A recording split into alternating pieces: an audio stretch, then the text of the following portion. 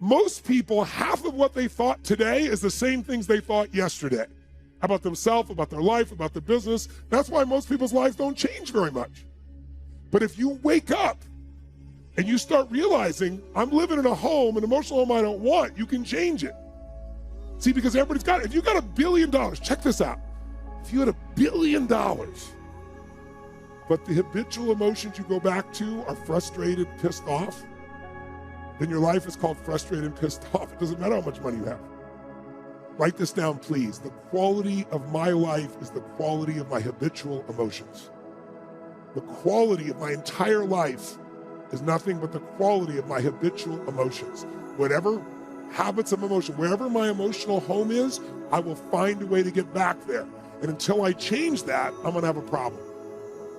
How many of you see people in some part of the world, in my country, for example, you'll see this in the middle of America where there's certain places that have cyclones all the time. Or maybe down in New Orleans or places where every few years you get a huge storm that wipes out everybody right on the coast there. But then 2 years later, it happens again. They rebuild, it happens again. How many have ever thought to yourself, why don't these people move? Why don't they move, guys? Because it's what they're conditioned. They call that home. I don't want to leave my home. It's what I know. It's easy to see when it's somebody else and it's physical. It's harder to see when it's yourself and it's emotional, because we have an emotional home. Some of you grew up in a really tough environment. I did too. Pretty brutal environment. Very painful environment. Part of I am who I am is because I didn't want to suffer. I had to find answers. And because I suffered so much, I don't want you to ever suffer if I can do anything about it. I can't control it, but I can help massively. But it's only because I suffered so much I don't want anybody else to. But think about it. Most people suffer even when they're successful. Listen, if you're successful and you're not fulfilled, that's the ultimate failure. If you got people that love you and you're not feeling joyous and alive, something's wrong. And you know what it is? You got an old home you're used to. Maybe the home you're used to is not a very happy home. It's a home of worry, a home of frustration, a home of anger, a home of feeling everything's unjust. And so you find a way to get back home using whatever the environment you can use. How many of you know somebody who's always pissed off about something? How many of you know somebody who is always worried? How many of you know someone who's not really funny, as they think they are? And they crack themselves up telling stupid jokes? How many know someone like this who cracks themselves up and they laugh so much that even though it's not funny, you find yourself laughing too? These people have different emotional homes. Some people's home is anger. They'll always find something to be angry about. It's what they're used to. It's their conditioning. So even when the storm comes in and messes up their life, they go right back to that same shit. Wouldn't it be nice to upgrade your home, your emotional home where you live? What if you could live every day with a vast majority of the emotions you had were joy and gratitude and love and appreciation, even in the middle of COVID, even when somebody does something unjust, compassion, playfulness? What would that feel like if you were in those states every day, 95% of the time? When you weren't, you got out of it quick. You can make that change this weekend, and I'm not exaggerating an ounce. I'm not saying you're going to be perfect and never have a negative feeling, because negative feelings are sometimes a signal to make us change. But most people have a negative feeling and they just hang on to it and keep living with it and find other things to be negative about. That will never give you what you want. The money won't do it. The acknowledgement of others won't do it.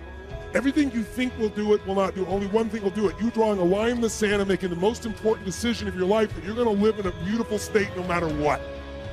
Because life is too short to suffer. We have a choice. Listen to me. Pain is sometimes part of life, but suffering is a choice.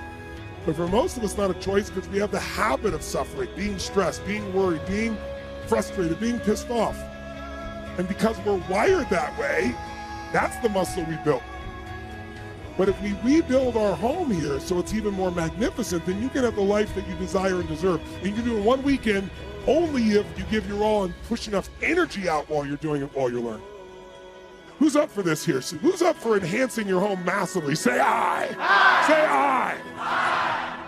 The number one thing that's going to change your life, the only thing that will change your life, change your business, change your money, change your relationship, is you must raise your standard.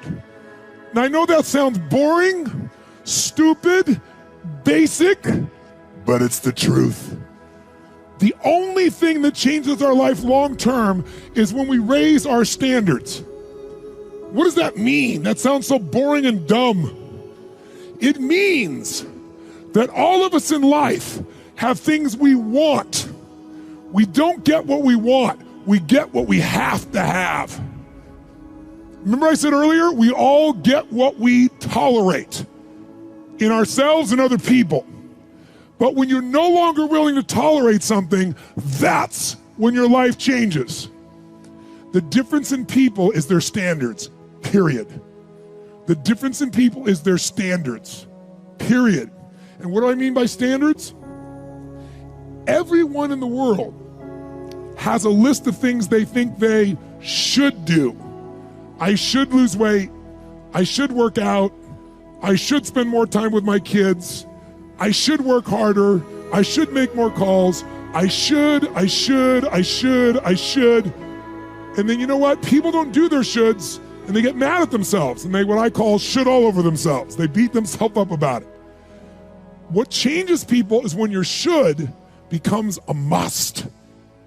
When suddenly the thing you said should happen has to happen. That's when human beings change.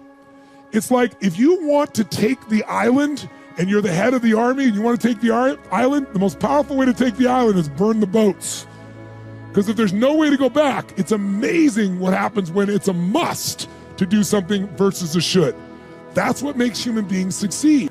The only reason you keep saying there isn't is you feel so exhausted about where you are. But life, the universe, or God is just testing you because there is another level. If this is good, giant jump to excellence, giant start good, poor to good to excellence. There's a level where all your dreams are realized. There's a level that you've always dreamed about. It is real. It has not gone away.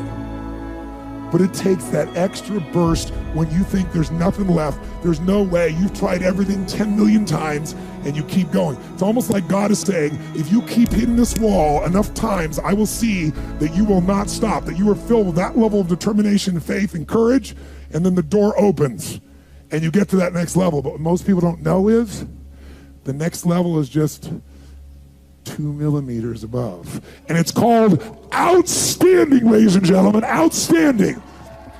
What's it called? What's it called? What's it called?